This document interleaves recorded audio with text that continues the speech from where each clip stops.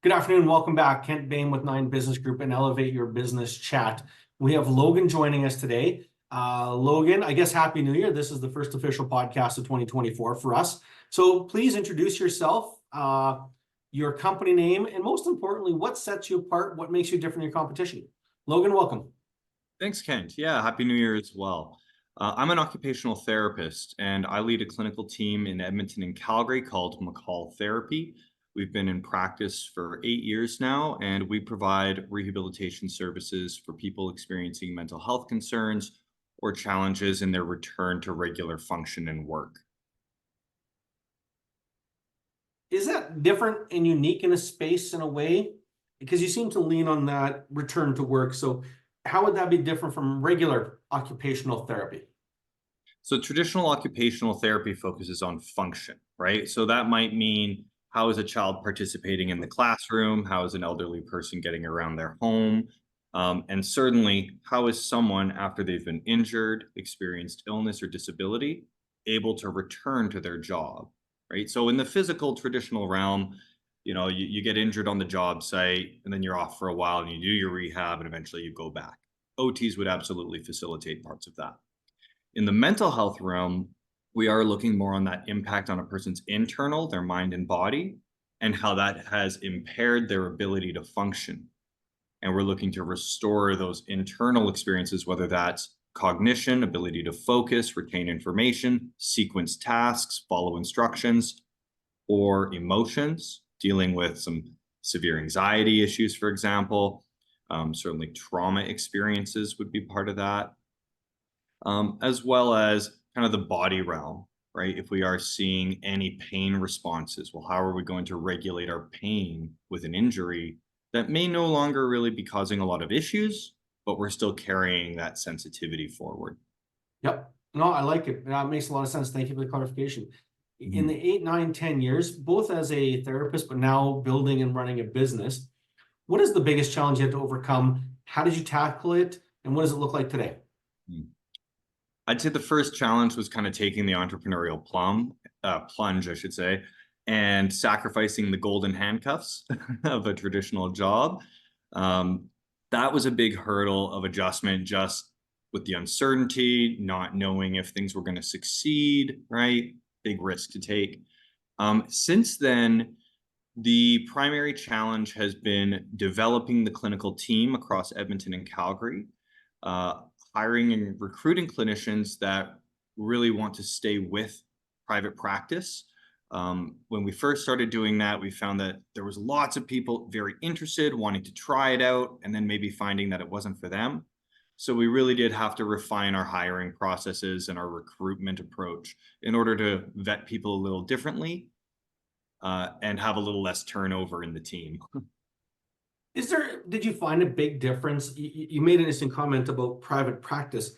Did you find that, I guess, walk us through what you experienced and what you found from a team member perspective when someone showed up and maybe, I'm paraphrasing and putting words in your mouth, was they just wanted a job versus working private practice. So what did that mean to you in your business and how did you experience that? So private practice in general is very eat what you kill in healthcare services. And so that's the big shift I think that people struggle with is their earnings are tied to their productivity, right? How much work are they doing per week, per month? Billable work, of course, and having to be very efficient, I think, with the administrative time, whether that's just tracking your sessions, writing reports, producing all the operational stuff we need, like invoices, and just a lot of clinicians used to the public setting that don't have to deal with as much of that or have a lot more time to do that. That translates to some difficulty in private, right? But for the people that are go-getters and they're on the ball, they seem to be able to succeed really well and do great. How long did it take you to identify that and then make the shift? Was that a 12 months in and we got this high staff over and turnover and nobody's motivated? Kind of walk through because it's not an uncommon challenge for business owners, and you'd experienced it differently, but I think it's more articulate for you. I think it's more refined. So how did you identify it and how long did it take you to address it and fix it? Yeah, it was really a year, I would say. It definitely Okay. took about a year for us to not just recognize it, but shift how we were doing things. Part of that is just, hey, we're trying it one way. Let's commit to this for a little bit before we Yep. change things again right away, because that's not helpful for people usually. But over that year, we recruited some really strong OTs, therapists, and they're providing great services. And then for all kinds of reasons that might get derailed. Maybe, they want to try something on their own more independently. They don't want to affiliate with us. Maybe they decide they want to go back to a more traditional employment setting. Maybe they're going on leave because they're moving their family or starting a family, right? And so we had to kind of say, okay, obviously we're going to be accommodating of a lot of this stuff, right? And keep people on our lists, but we do need people that are going to be consistent in their development and their focus on the work. Because when people decide, nope, this isn't for me, the worst thing that can happen is a client gets dropped. We've protected from that. I just take on that responsibility, usually myself. Due diligence, right? But yeah, that's the main thing. I'm not worried so much about people who come, decide it's not for them. That's just people figuring out their life course. But we do want to be efficient on our end. Absolutely. Continuity of care, all that good stuff. When you look at the next 12 months between now and the end of 2024, if you got to change one thing or accomplish one thing, what would that one thing you'd want to do? One thing. Oh man, we got a list. We all do. That's why I asked for one. Yeah. No If I were entrepreneur to in the right mind has less than 15 things they want to change. So what's your one? always the list. The one. That's a great question.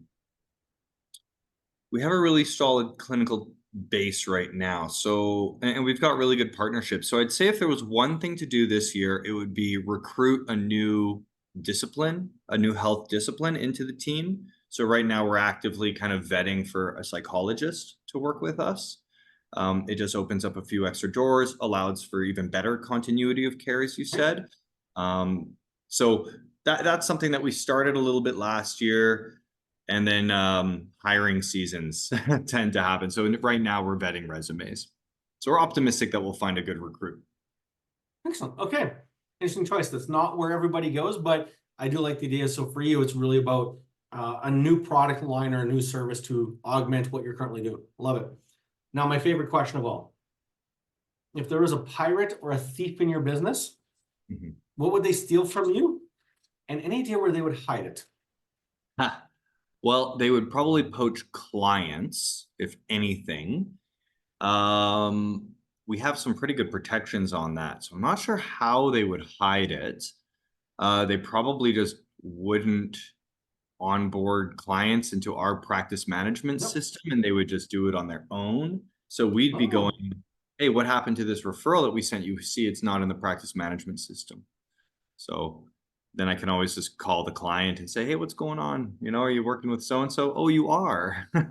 So we've got some ways to protect against that, but that's the only thing I think people would be stealing. not your referrals, not your strategic alliances, not the partners you're building. Well, that falls into it, but the way we operate, we have a direct line of communication from our referral sources or partners to Yep. the clinician. So there's never like this roundabout communication, but all those referral sources and partners know it's affiliated with MColl Therapy. So if they start seeing bills coming in with a different payee or whatever, Yep. then you're going to go, hey, what's going on, Logan? Okay. So I like it. thanks. A little bit of system there. Yeah. Cool. In 10 years of owning, operating a business, when you first started, what was your original definition of a successful business? Has that changed? And what does it mean now for you to be successful? Yeah. So when I started this, the goal was to be successful in my own independent practice and work. So that means financial independence. I pay myself. I'm not beholden to anybody. I serve my clients, make ends meet. And that was achieved. So as I continued to practice, now it's more about contributing back into my profession. So mentoring and training other clinicians to get good at what I do. As well as develop more of a clinical team. So I'm enabling other clinicians to provide those direct services in the area and field that they want. OT and mental health is much less recognized, for example, than a psychology service would be. So there's a bit of my entrepreneurial journey in building up our reputation. So now it's, yeah, provide work to those other people, mentor the team, and ensure that the services are being delivered really well. I want to go back almost to that first question. It's, In a way, what is the difference between occupational therapy and psychology? Are those the words you just used? yeah, What yeah. is the difference for the layman? So two different health disciplines, right? Psychology is focused on, the science of the mind, of course, and what makes people act. So psychology, early psychology like behaviorism, is actually fundamental in the underpinning theory for occupational therapy. And occupational therapy is more function focused, right? Psychology tends to really emphasize the internal. Yeah. Occupational therapy brings that into the external. What are my roles, responsibilities, relationships? How am I navigating these life situations? And how am I really spending my time in a meaningful way? So where OT focuses on function, how do I participate in the things I got to do? I bring in that mental health underpinning so we can really work with the whole person, their internal and their external. Whereas other settings might have those roles broken up between different health providers. I love it. That's a great definition, and I like that way better in the answer to your first one. So thank you. When it's all said and done, what do you want to be known for? What do I want to be known for? Yep. I'm not very grandiose in my personal ego. I try to tamp that down a little bit. But I, of course, want to be known as the best occupational therapist in Canada, and certainly the best clinical leader in Canada, right? If not North America, that'd be nice too. So I know that's a bit arrogant to perhaps put out there when there's so many professionals with decades more experience than I have. But so far, I've been very well received.